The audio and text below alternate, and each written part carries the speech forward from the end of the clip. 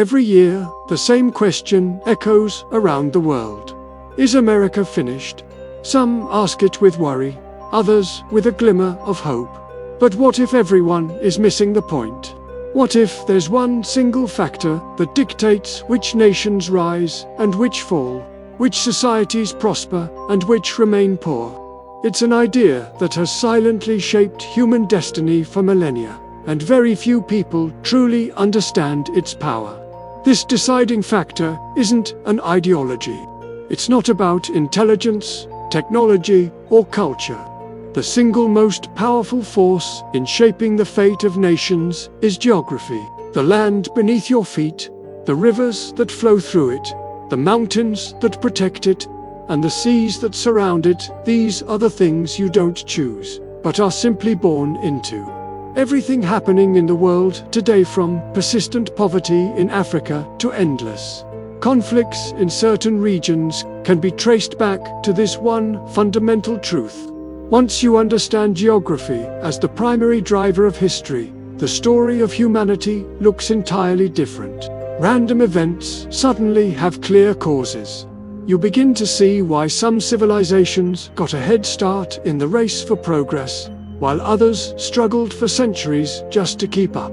To understand this, we need to travel back to the dawn of civilization.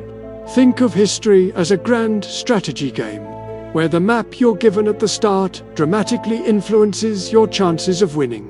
Modern humans first appeared in East Africa and, over tens of thousands of years, slowly spread across the globe.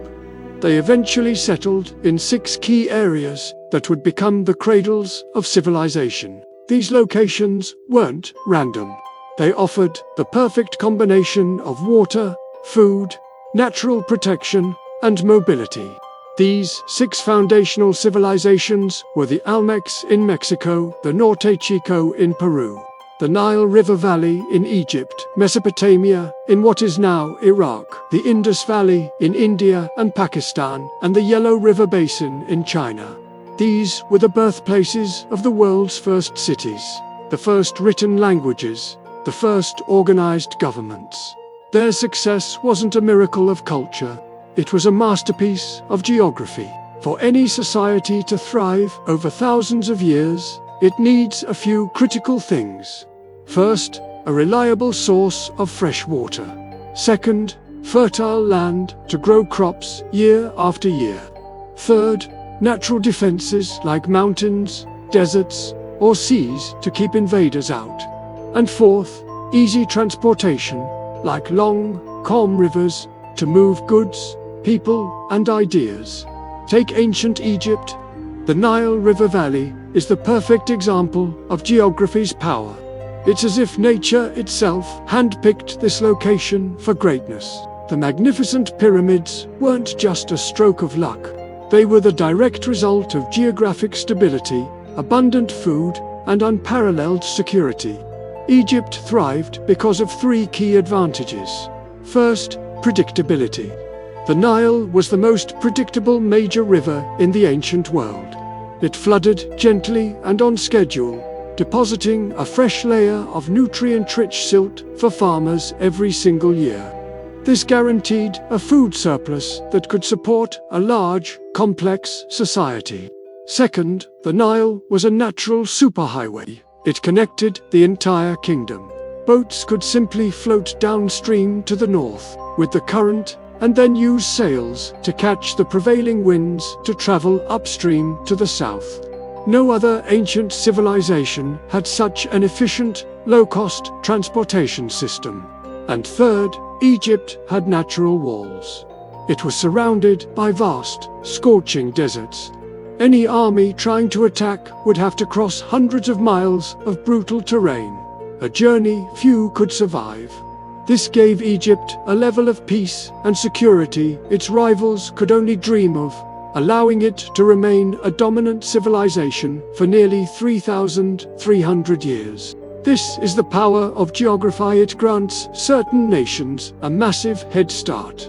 Now, let's fast forward through history. The global population exploded from around 200 million at the start of the Common Era to over 8 billion today. With more people came more competition. Borders were pushed, shattered, and redrawn. Europe became a relentless battlefield. Dynasties in China rose and fell. By the 20th century, technology had changed the rules of the game. Railways, steamships, and eventually aeroplanes shrunk the world. After the devastation of two world wars, national borders became more rigid. In this new global order, the countries with the most advantageous geography began to pull ahead. And no nation has benefited more from its geographic inheritance than the United States. America sits on what is arguably the most valuable piece of real estate on the planet. Its location, its river systems, and its natural defenses have given it an advantage that remains unmatched. Let's start with its ports. At the end of the last ice age, melting glaciers carved out deep, natural harbors all along the East Coast, creating perfect locations like New York, Boston, and Baltimore. These harbors can accommodate massive ships, giving the US direct, easy access to global trade. But America's real treasure lies inland, the Mississippi River Basin. This vast area contains the world's largest network of navigable rivers and some of its most fertile farmland. Goods like grain, coal, and timber can be floated thousands of miles from the interior of the country to the coast at an incredibly low cost. This internal waterway system is a massive economic engine. The Mississippi then flows into the Gulf of Mexico, providing a direct route to the Atlantic Ocean and the rest of the world. In 1803, Thomas Jefferson made the deal of the millennium. He purchased the entire Mississippi Basin from France in the Louisiana Purchase for what would be about $340 million today. That land is now conservatively valued at over $60 trillion. Not every major power is so lucky. China, for instance, looks formidable on a map, but it faces constant geographic pressure. Its access to the open sea is partially constrained by a chain of islands controlled by neighbors, some friendly, some not, like Japan, Taiwan, and the Philippines.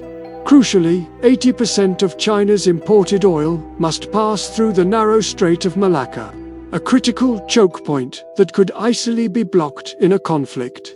This geographic vulnerability explains why China is spending billions developing alternative trade routes through Pakistan and Central Asia.